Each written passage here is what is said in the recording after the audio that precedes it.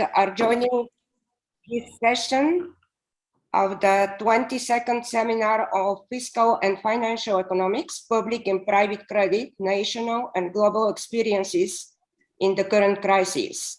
I am honored to moderate this session where the Professor Ülgen will deliver the keynote speech, Financialization and Non-Growth in Emerging Market Economies, a specific case of endogenous financial instability.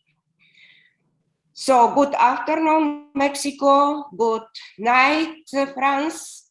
And we have with us Professor Faruk Ülgen. Thank you for joining us, Professor. I will present him briefly. He is the head of Bachelor of Distance Learning Programs and Director of International Relations of the Department of Economics at the Université Grenoble, Alpes, France. His work focuses on monetary financial economics, institutional and evolutionary theories, on financial instability and regulation, on finance and development nexus, and on the economics of organizations. He has authored several books on monetary theory and coordination in market economies, and 2 textbooks in industrial economics and organizational approaches. He has also contributed chapters to books and published numerous articles in academic journals on monetary economics and financial regulation. His latest research focuses on financial regulation and public welfare. You have the floor, Professor Faruk Ülgen. Thank you, Professor Ivanova. Thank you very much for welcoming me and giving a short presentation of my bio. So I will put the document on. Is it okay? No, not yet. Yes.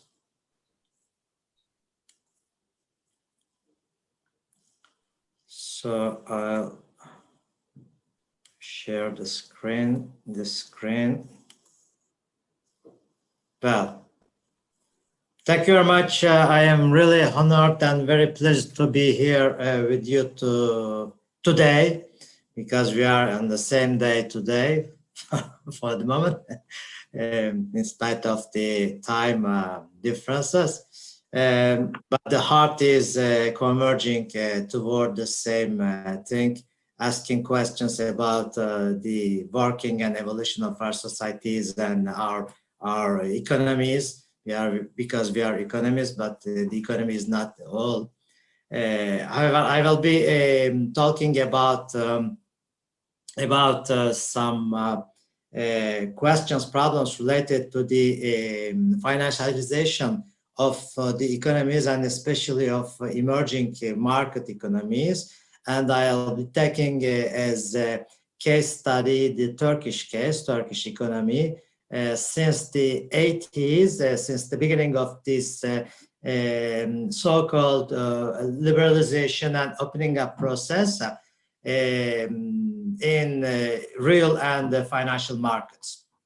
And I'll try to present some ideas and some data about the evolution of the Turkish economy within this environment, financialized environment, liberalized environment, in order to show that such an environment usually leads to a structural crisis without being able to provide us with sustainable answers to the development issues, answers to the economic and political stability issues, answers to the welfare improvement of the citizens, of the populations. So in a few words, my presentation will be based on the observation that from the 80s, from this the beginning of this era of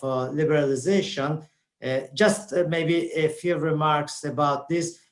I am not talking about liberalization or freedom. I am talking about liberalization of economic sphere, liberalization of capital accounts, liberalization of trade relations, etc., etc., that normally had been supported ideologically in a specific way to argue that the liberalization and opening up is the good way to make the world one common village in order to allow people from different countries, different regions to develop in a sustainable way, in an autonomous way, and to increase the welfare, improve living conditions, etc., etc. Here, I think that the policies that have been implemented, as at least in the Turkish case, since this beginning period of the 80s, did not lead to an improvement, a global improvement of the economic situation, and transformed the working of the economies into a kind of perverse institutional and regulatory environment that resulted, or that became a kind of source of crisis generator. Yeah, I think that this is a big machine of to generate crisis, recurrent crisis, through different practices, the capture of the power, the what we call in the literature looting process, through the use of vested interest, to use a Veblenian term, under the weight of short-termist incentives, looking for more speculation, more money making, and without any question about how we can imagine the economic structure in a sustainable, durable way to make things better. So, if you look at the facts, at data, at the overall evolution, economic, but also social and political evolution, after 4 decades of the so-called liberal reforms and all this effort to change society, change the productive structure, financial structure, we are in the face of a big human crisis, I think. And this article argues that even if we can observe some growth periods in those emerging countries, just I am talking about these examples, but we can also generalize this to the all type of economies, advanced as well as developing economies. These a few growth periods were not and are not still today really sustainable growth periods, really structural improvement changes, but more results of some opportunistic situations that gave, even you can say the example of the United States economy, when you take the growth period of the United States economy during these 4 decades, you can see that the most of the growth is due to the speculative gains, speculative profits, and not really to an economic improvement. So I think that in the face of this kind of unstable and crisis-generating perspective or evolution, the only exit seems to be related to an alternative macro-stability and economic recovery framework, political framework that must reframe, reshape economic agents' behavior, just to talk in economist terms, in order to provoke a sustainable and durable human development that would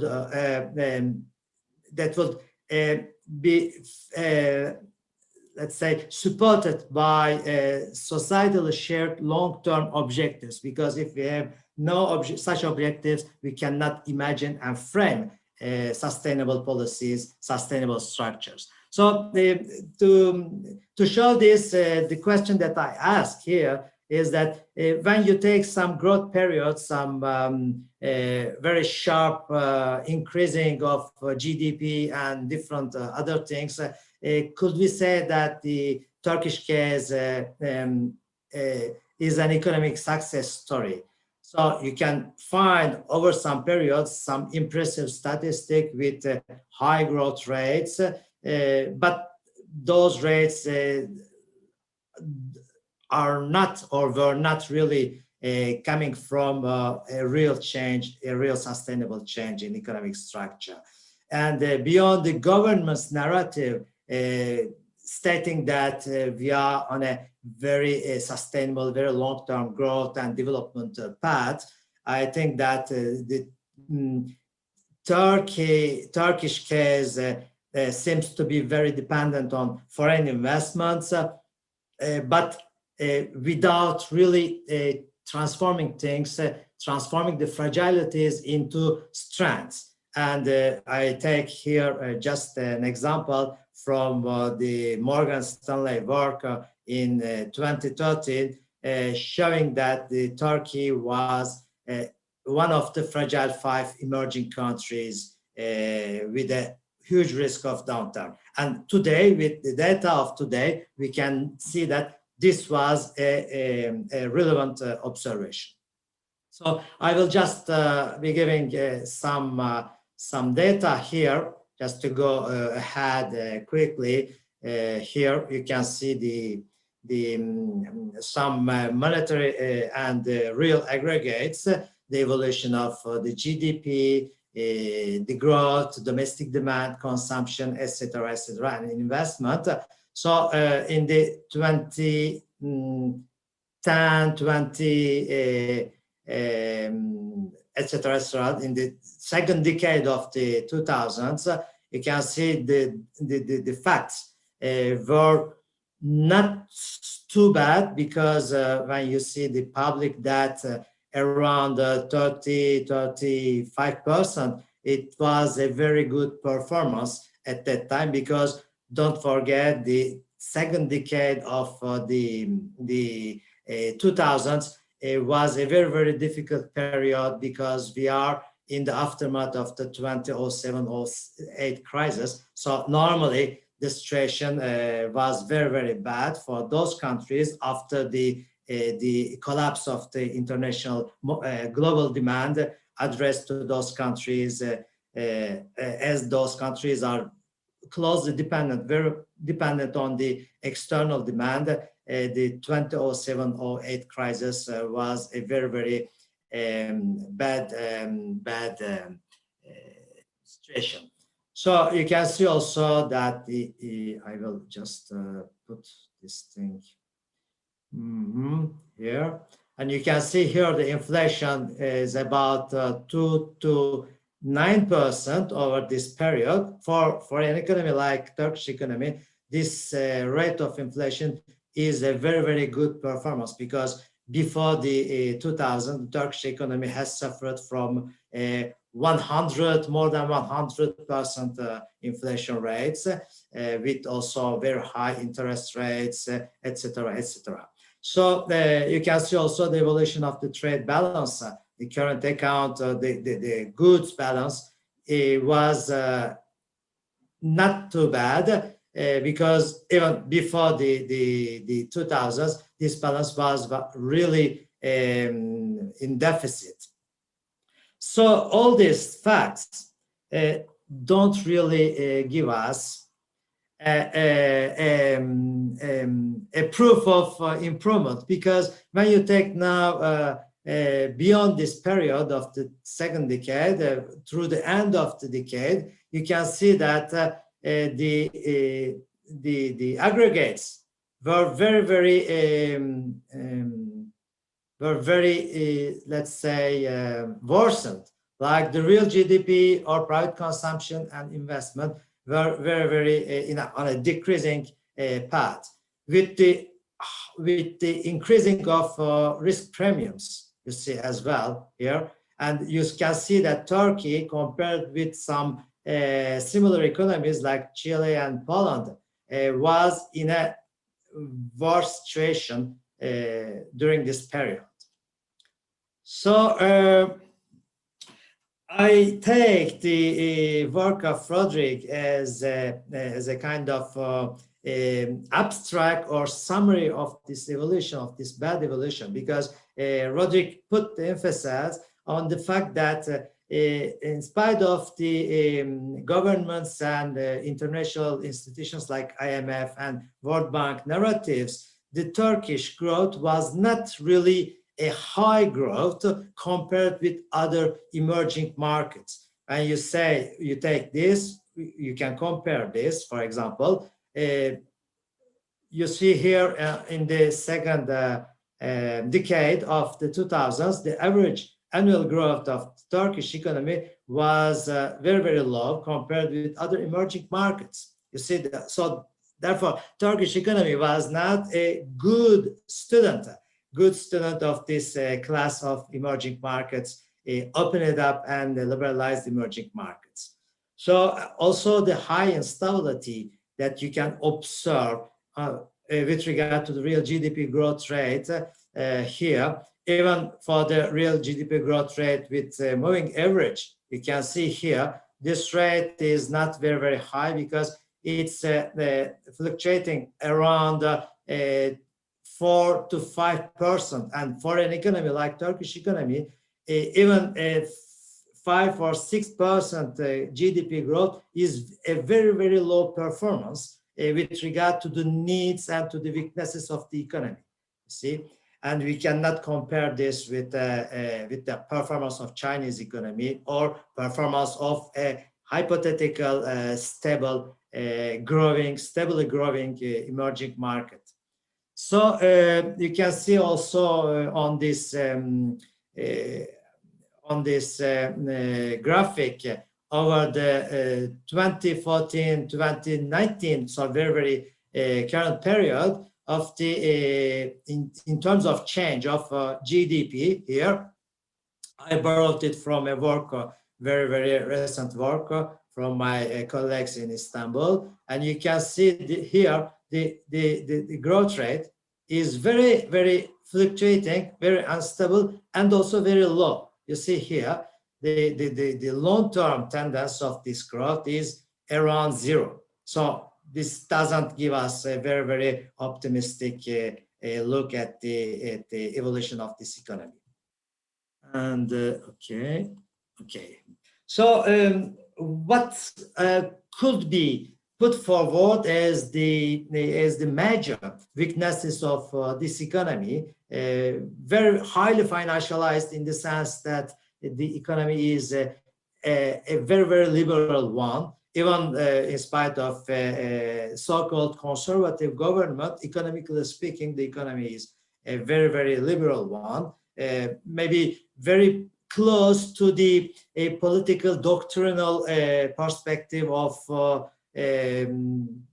some other liberal economies, like maybe Eastern European economies or United States economy, very conservative politically, but very liberal economically. And this liberalism in economic era doesn't provide high performances. And you can see here, for example, the evolution of the ratio of household interest payments to disposable income. Here is a very, very high one. You see here over the period of the, let's say, I will,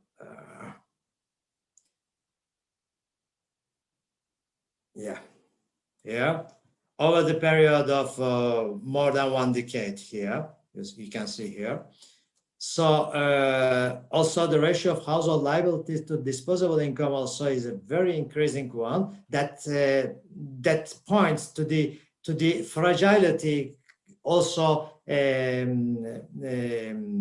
over the households, not only the banking system or the productive sector, but also or the consumers' households. So okay, I skip it. So with regard to the public debt, how can I put this thing out of my screen?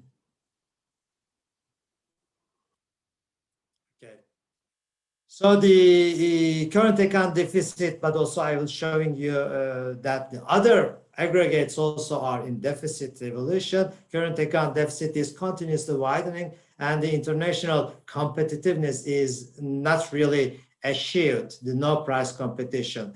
Even price competition cannot be, because you have the big producers, large producers like China and other emerging markets that are very competitive in price competitiveness product. And with regard to the no price competitiveness era, the Turkish economy is a kind of middle class economy, unable to produce and to sell high-tech things, or unable to innovate in order to sustain a relatively autonomous growth process. So, okay. So from this perspective, we can see also with regard to the external debt stock is a ratio of the GDP, a very, very unstable evolution here.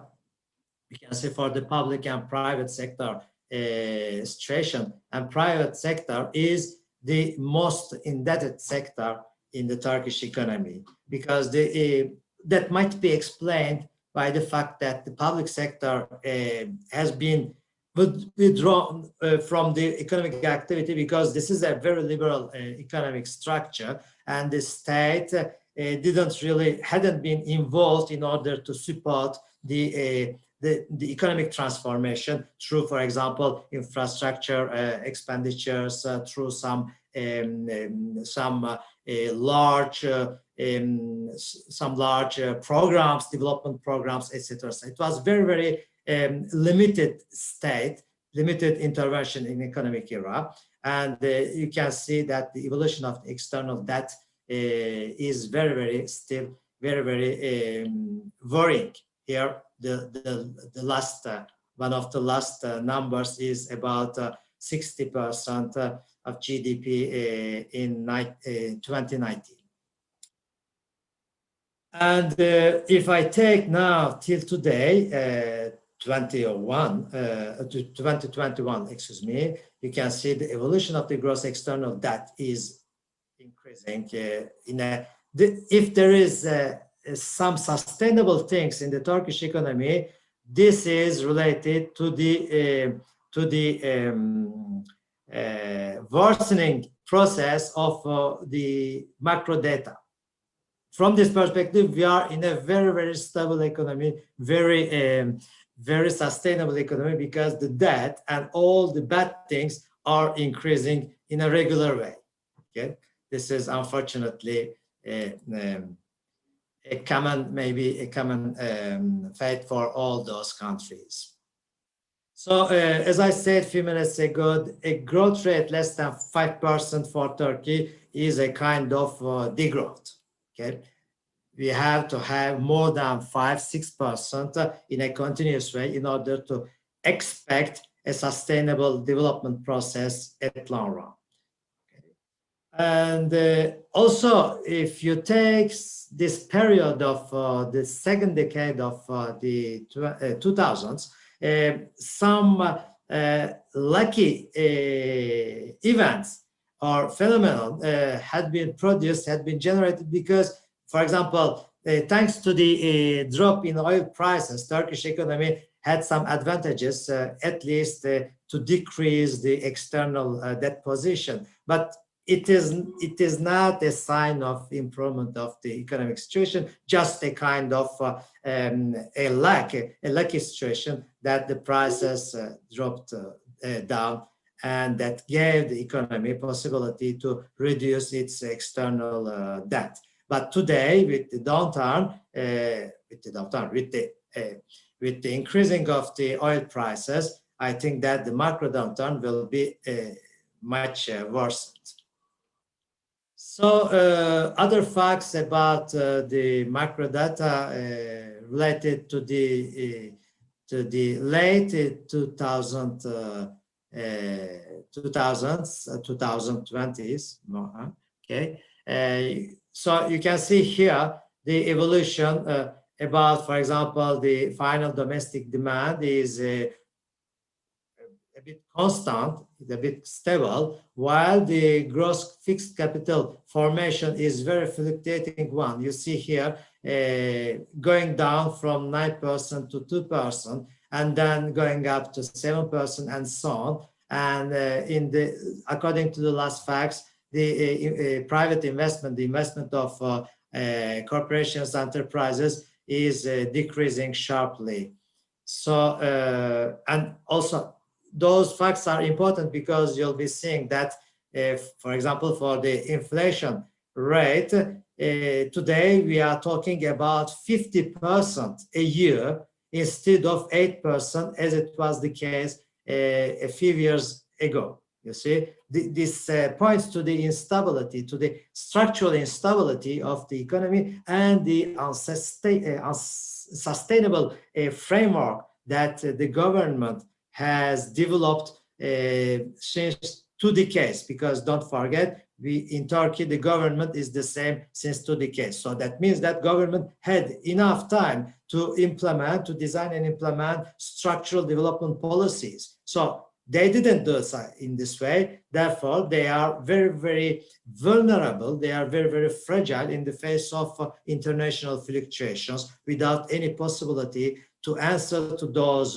threats through some national policies, national capacity to produce, to, I don't know, to improve the external and internal disequilibrium.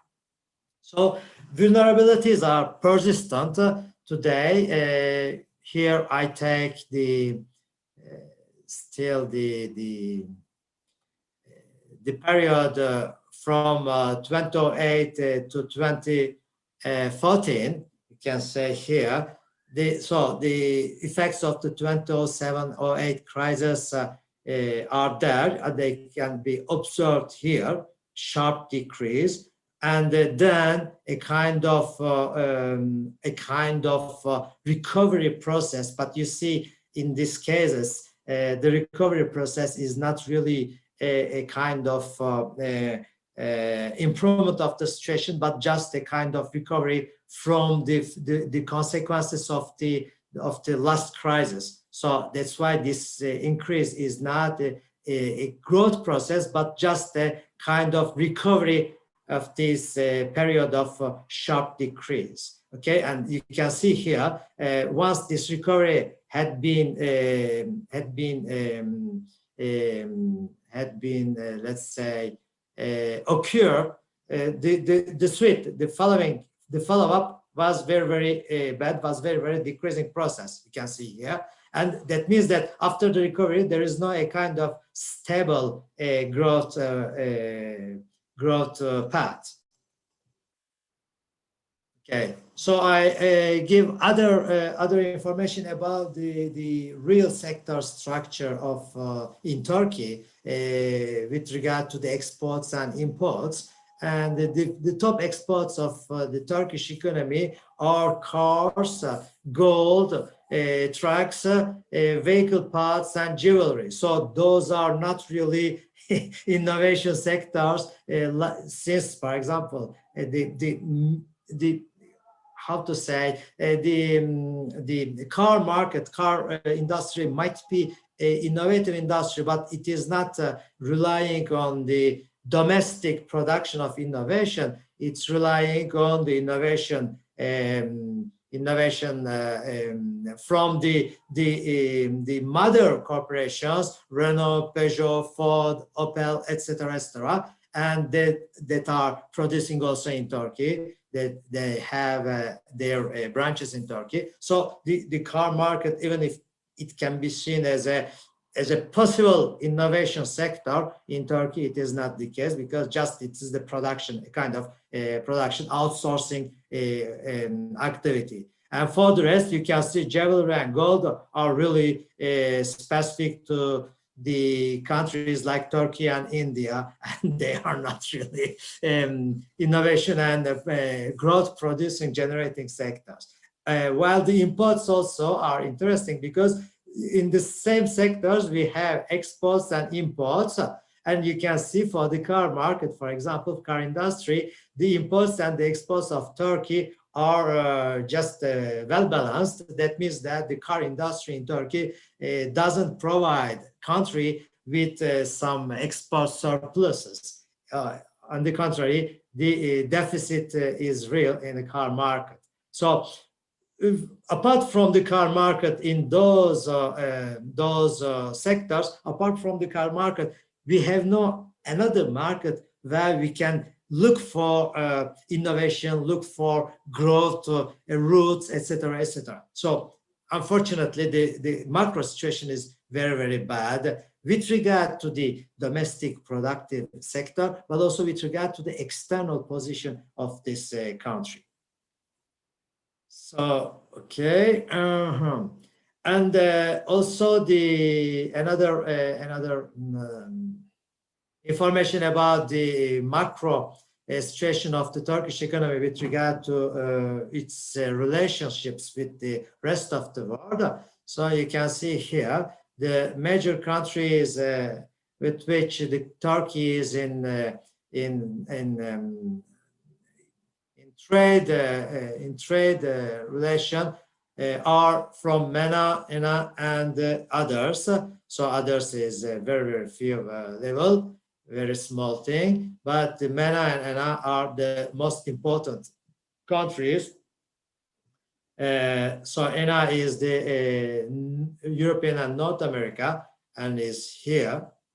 Here you can see the most important part of the Turkish economy in its external relations, but it is, you see here, it's a bit in a worsened situation because this means that the Turkish economy has less relationship with the countries where there is a kind of purchasing power, and that could generate some external demand in favor of the Turkish exportations.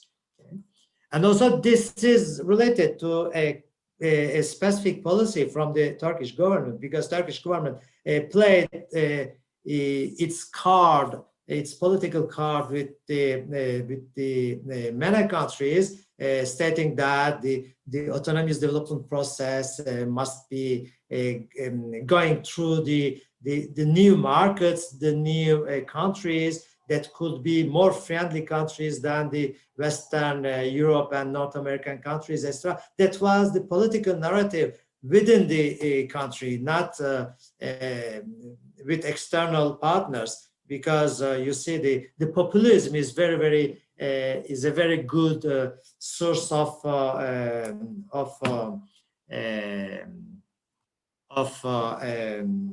domestic stability, unfortunately. So I can skip this, and here I find the third part about the great expectations that the narratives provided in the markets and also at the international arena. However, these great expectations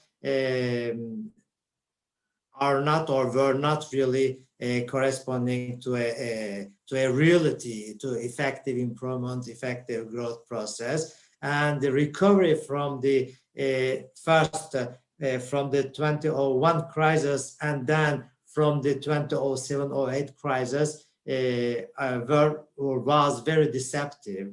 And here I provide some factual analysis through the macro aggregates. First, with regard to the banking system that had been restructured after the 2001 crisis, which was a very big banking, financial, currency, and economic crisis. And even if the number of banks has been reduced and the ratio of deposits to GDP increased, and etc., you can see that the bank balance sheet GDP ratio remains one of the lowest of the Europe. That means that the bankarization of the economy is very low, in spite of high financialization, in the sense that the markets had been liberalized, opened up, and everything became very free, very liberal, etc. But there is no development behind this this evolution, and also the country remains a dollarized country in the sense that the domestic monetary payment system is not doesn't provide any confident situation, any trust situation for the citizens. So the citizens prefer to keep their wealth and dollar or other euro, etc., international currencies, more stable currencies than in the Turkish lira. And even after the change, the formal change of the exchange rate, I don't know if you know, a few decades ago, the government removed 6-0 from the lira, and that gave, let's say, for example, $1 is one Turkish lira instead of 1 million lira. So that was very spectacular comedy. However, today with the latest depreciation, we have one lira is about one euro is about 60 Turkish lira instead of 1.2. That was the case a few years before. That to give you the weight and the level of depreciation in the last 2 years. So and this was before the Ukrainian war. So to state that the depreciation, current depreciation, is not due to the political instabilities of our time, but it was already there 2 years before, and then I think that it will be keeping increasing more and more. So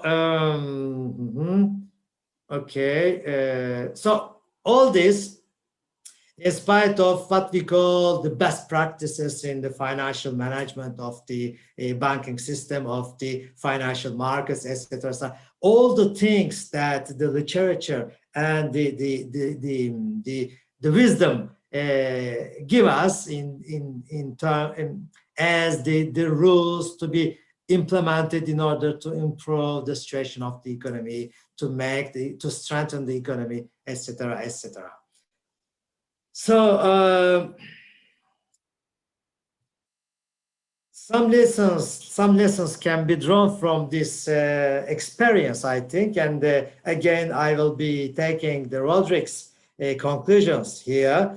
Roderick asserts that we can draw 2 lessons from this experience of the 2000s in a country, in an economy like Turkish economy. The first lesson is that policymakers need to go out, not just against domestic shocks, but also shocks that come from financial instability, like the global financial instabilities. So it's obvious, but my question is that this statement is so obvious, too much obvious, and doesn't provide any answer about the question how to do this, how to be able to make the country less linked, more independent of the international global financial markets evolution.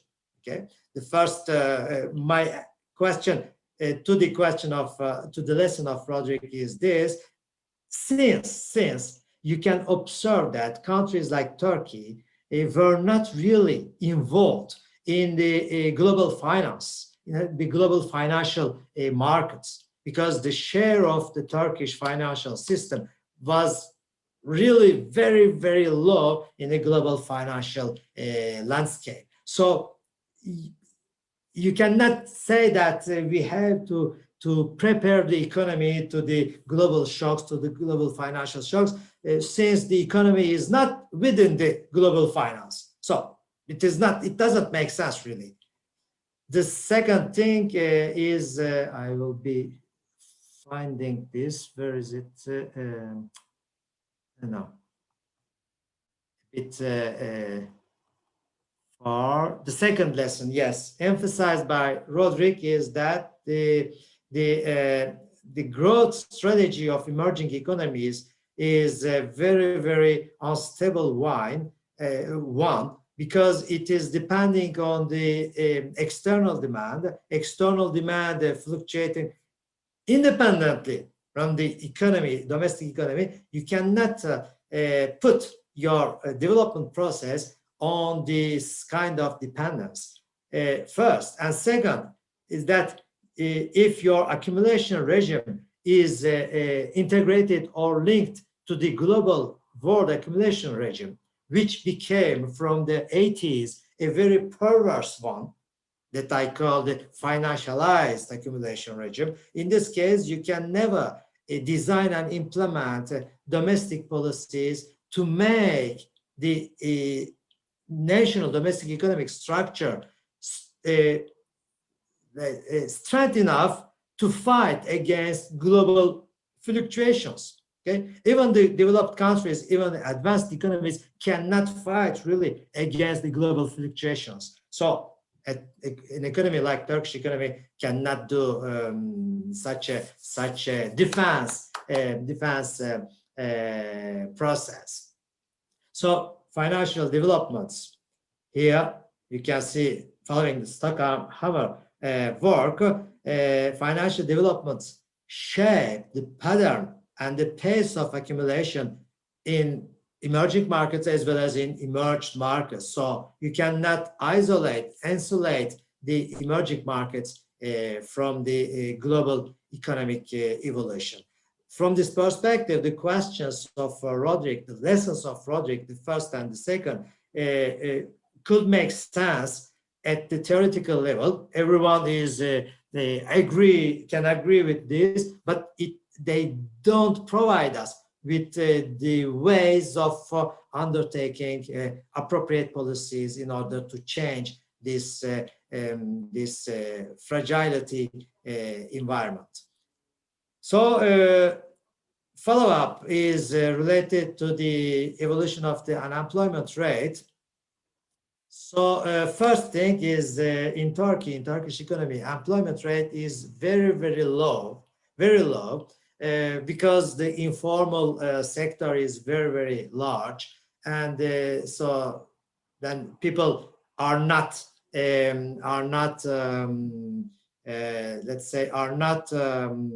registered as employees, but they are not unemployed in the unemployment because they are not registered in the unemployment statistics. They don't exist. They deal with their life in an informal way. So from this perspective, you cannot see them in the statistics. I have some colleagues working and who had also worked, but working still today on this topic, looking at the evolution about the employment and unemployment rate calculus and calculations and how the people behave with regard to the different rights and duties that they could have with the employment policies, etc., etc. So there's a kind of change, modernization of the mind of some people in the urban areas where people try to be registered in order to the employment office in order to maybe have some access to the financial aids from government in case of crisis, etc. But this remains still very, very, very, very fragile. Fragile situation because people can change at any moment their behavior in order to find sources, means to live normally against the crisis, recurrent crisis that the country suffers as the global economy does. So you can also take another criterion, which is the Gini coefficient. Okay, and it is about around 40%. I know that for the United States economy, this is the same number, but everyone knows that United States economy is an egalitarian economy. But when you take the other economies that are European economies, etc., the Gini coefficient is around 15 and 20%. So in Turkey, like in Argentina, also maybe in Mexico, the Gini coefficient is very, very high, around 40 or 50%. So Turkey belongs to this category of inegalitarian economies. And here, the inequality comes from the poverty and comes from the liberal economic policies, not from, like in the United States, from liberal policies, but the overall economy is in a very, very good situation, at least compared with the rest of the world. So here I can quote a colleague from Turkey who states that in spite of the relatively high growth rates and substantial productivity increases in the 2000s until 2007, that means just a few years, okay, from the crisis of the 2001 to till the crisis of 2007, you have just 5 or 6 years. Okay, it's not enough to make the development process able to generate positive outcomes in a durable way. So yes, a kind of rise in real wages, and this could have given population more comfort, improve their living conditions, but you see, over a very, very short period, and then with the recession of the 2008 or 9 that hit all the world economies, the wages fell, and they will continue falling in 2009, is stated by Ülgen. And today, the real wages are very, very low, especially with this depreciation, sharp depreciation, moving the Turkish lira from 1.3, 1.4 to 15 compared with the euro. So, of course, in such an environment, the external deficit continuously rising without any exit strategy designed by the government, or without any exit possibility that could come from global opportunities, because you know world is in a very, very bad situation today, worsened and worsened again, and I think that nobody has any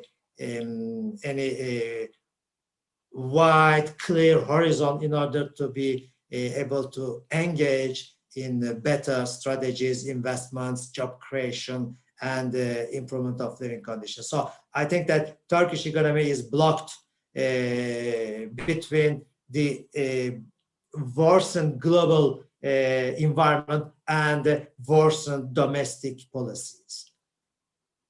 So I know Turkish economy is not the only case in the world, because it is just an example to this very, very bad situation from any perspective, economic, but as well as social, political, etc., etc. So this, so some data again to show these evolutions, this development. You can see here the real GDP growth and the contributors to the GDP growth, investment, exports, and domestic demand. And you can see here in this period, in the last period, the domestic demand was the only growth route for the Turkish economy. See here, investment is not there, very, very low, okay? And net exports here you can see very, very low or negative, and here you cannot see them, okay? So, and I will just put this here because it's hidden. Yeah. I did not put, excuse me, the government expenditures. Okay, I skipped it. So what about after the 2007-2008 period? We can observe two things. A very high real and financial external dependence of the Turkish economy, and also I think that at the overall social level, there is no development strategy that might be put forward in order to mobilize the population, mobilize enterprises, mobilize a financial system in order to let them contribute according to a given, let's say, work plan, work map, or future map of for future. So with regard to the monetary policies or monetary interventions of central banks, even if in Turkey legally it's said that the central bank is independent and working for monetary and financial stability, it is not true because under this government, the president of the republic can change, can remove the governor of the central bank at any moment without any legal problem. So this makes that the government has the total control over the economic and financial decisions, not to frame them according to a given development map, development policy, but according to some day-to-day political plans, political perspectives, more populist and more opportunistic perspectives. So I think that this is a big problem when it comes to... Excuse me, Professor Ülgen, could you synthesize because we're out of time? Okay, of course. I think that this is one of the big issues in Turkish economy, this lack of long-term development policies engaged government. So to go ahead to finish this through the last slides, here I take the last data about the current developments, but we can find again back old issues. There is nothing new under the sun in Turkey. Here I gave the depreciation process. You see here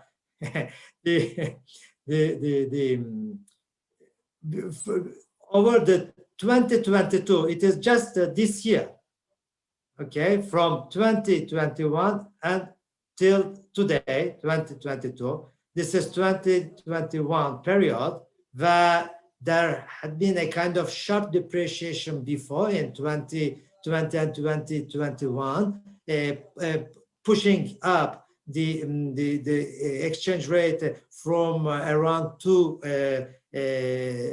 liras a dollar up to 8 liras a dollar. But few months later, you can see here the exchange rate went up to around 17 liras, and today it's around 15 liras the dollar, 2 times more than what it was in the last year, few months ago.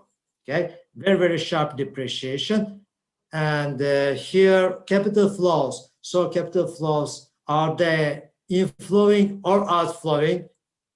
I'll let you see on this graph that they are very fluctuating, like the GDP fluctuations, like the other fluctuations. The only thing that doesn't fluctuate is unemployment, very high and increasing regularly, and also today inflation and depreciation. You see, the sustainability of Turkey or Turkey-like economies is a bad sustainability. All the worst things are durable and sustainable, and the good things are unsustainable. Okay, and I have just 2 or 3 more things. Inflation data. You see here the evolution of the inflation around sometimes less than 10%, and from the 2018 and especially after the 2020, the inflation is very high, is very increasing, and today we are talking about 60% of inflation a year. It's a very big number because it was the case in the late 90s. And unemployment rate, you can see also unemployment rate going from 8% in the mid 90s up to in the 2020s up to 15%. It's a very, very huge amount. And if you take the specific cases of unemployment like the youth unemployment or women employment, you will have about 30% of unemployment for these categories of population, which is a catastrophic situation really for the future of a given society. That's all. Thank you very much for your attention and for your resistance. So I know. Thank you very much, Professor Thanks, but I thought at giving a very, very long-term presentation of a bad situation, but it is not bad today. It was 2 decades before, and it is always bad today. So unfortunately, at long run, there is no improvement in this kind of economy. Thank you very much, Professor Ülgen, for this excellent keynote speech that gives us very much lessons, not only related to Turkey, but to all emerging market economies that are in similar situation. I would like to ask the organizers if there are any questions for Professor Ülgen. If not, I will give very brief comments because we are fairly out of time. And in this sense, I would like to state that this presented analysis of the path of the Turkish economy after 3 decades of liberalization reveals that the country evolves in the current crisis with important concerns, some part of which is related to persistent structural weaknesses of an internationally integrated emerging economy. Inherent structural failures and lack of long-term directed national and voluntary proactive development strategies make that the economy remains unable to reach a sustainable and more resilient path of growth. In this sense, this characteristic that gave us Professor Ülgen could be extrapolated to all the emerging market economies that have the same problems of persistent external debt, a dependent economic activity, and the lack of competitiveness of their economies due to lack of structural policies. And the only exit seems to be related to alternative macro stability and economic recovery policies that should reshape economic agents' behavior in order to induce a sustainable and durable human development that would find its sources within societally shared long-term objectives. In this sense, I would like also to mention the new definition in the action agenda of the United Nations Addis Ababa Conference in 2015 that is complementing the United Nations report of 2009, and it aims to address the challenge of financing to end the poverty and hunger and to achieve sustainable development in its 3 dimensions through promoting inclusive economic growth, protecting the environment, and promoting social inclusion. In these new times of pandemics of COVID-19 and also of the recent conflict between Russia and Ukraine, many of these trends are more pronounced. And also we can track new trends, some of which I will present. We have tracked them during the elaboration of the 6th assessment reform of the IPCC. And the first one are the underdeveloped capital markets and the emerging economies. They were underdeveloped in the times of 2008-09 crisis.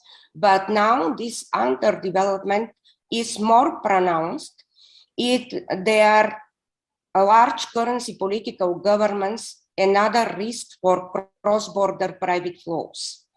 And the case for efficient financial markets in developing countries is even worse. This happens because of weaker financial institutions, heightened credit rationing behavior, high risk aversion, since most developing country markets are rated, unfortunately, as junk or below investment grade or just barely above investment grade, as for example, China. Also, we can note in the late times, since 2018, the preference for loan instruments.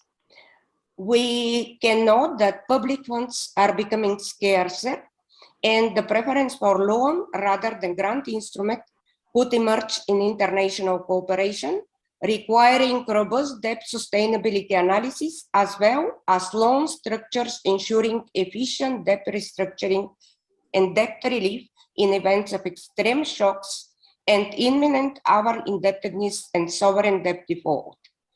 In this context, the Commonwealth Secretariat flagged that the diversification of the lender portfolio made debt restructuring more difficult, with more and more heterogeneous stakeholders being involved. So that's very important, the stakeholders' behavior, as Professor Ülgen stated. This is a side effect, a stronger use of capital markets, which need to be carefully considered in the context as sovereign bond issuances also. We can see how the efficient market are transforming into adaptive market. So the financial market may follow lately the adaptive market hypothesis instead of efficient market hypothesis. For example, the UK energy system satisfied the conditions for adaptive market hypothesis that is based on evolutionary economic theory. The theory considers institutional and structural constraints, behavioral routines, and fundamental uncertainties. In this sense, the range investment policies may not be limited to providing subsidy and market mechanisms for supporting a rational return, but expanded to changing agents' behavior and overcoming structural constraints.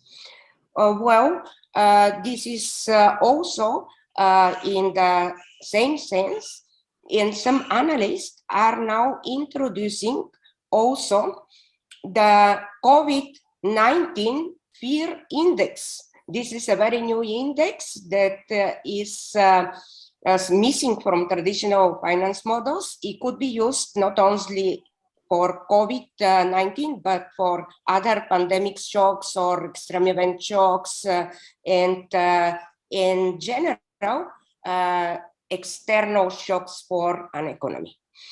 Also, some important components to take into account are the subnational governments. It is very important to create these economy recovery policies and the endogenous financial stability creation. It is very important to make this synergy between the federal or state governments and also the subnational governments, promote inter-regional or inter-municipal collaboration in procurement, especially in emergencies. Also promote the use of electronic government tools and digital innovation to simplify, harmonize, and accelerate procurement practices at subnational level. So this will create more solid national structural policies that avoid the speculation and foster the transparency and their preparedness. To finish, because I'm 1 minute out of time, but we have to revise some classical models in the new reality. The new reality is distorting some classical models and theories. For example, the macro innovation theory is performing as non-equilibrium theory, where market choices are shaped by history and institutional forces, and the role of public policy is to intervene in processes given a specific socio-economic context to foster a better outcome or new economic trajectory.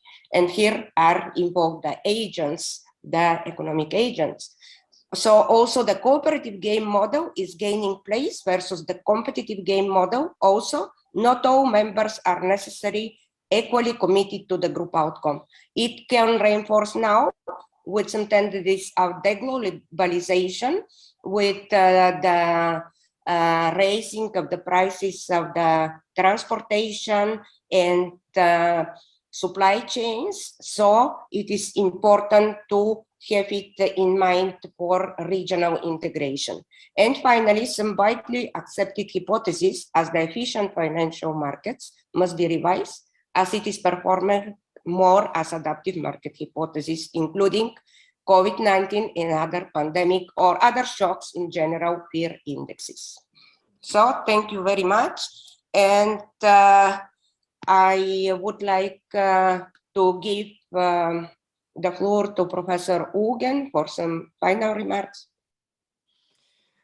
Thank you very much for your excellent presentation. I think that you really gave an account about very, very important things, very important, crucial points that I couldn't in my presentation, that was more limited to an account about the data, facts, and the evolution over a long period in Turkish economy. But I agree with you on all these points because they provide us with, let's say, new insights and new ideas about old problems, even if those new insights and new ideas find their roots in the old ideas, old theories like the evolutionary and the institutionalist approaches. I am really happy to be here today and to hear your speech, because it gives us really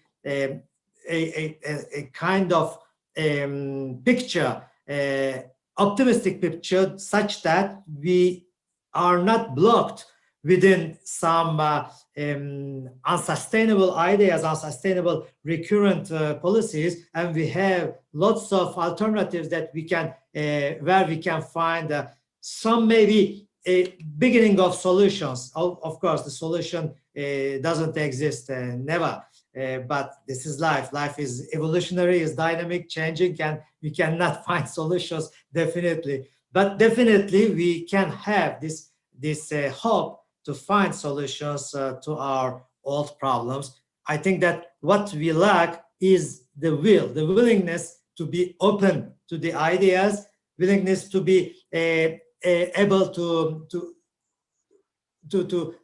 think about it, about life, about our problems beyond some doctrinal and ideological positions. Thank you very much for excellent. Thank you, Professor Ülgen, for your brilliant case speech. We learned many lessons, not only about Turkey, but about all the emerging market economies. And thanks to all the attendees for your interest in this session and for your kind attention. So good evening, Paris, France. Good afternoon, Mexico, and stay in touch. Thank you. Maybe see you in New Orleans. Okay, I hope so. That would be a pleasure. Stay healthy, stay zen, stay happy. Thank you very much. Thank you very much for your welcome. Muchas gracias, Antonina y Faruk. Muchas gracias. Ha sido un placer y un gusto, y ya estaremos enviando el deadline para el libro. Me va a dar mucho gusto que participen. Gracias, y aquí está. Gracias, Mario, y todos nuestros colegas que nos han acompañado a lo largo de este seminario. Muchísimas gracias, y con esto damos fin al 22º Seminario de Economía Fiscal y Financiera. Gracias. Gracias, Alicia. Gracias, Faruk. Hasta luego. A todos. Looking forward. Bye. Bye.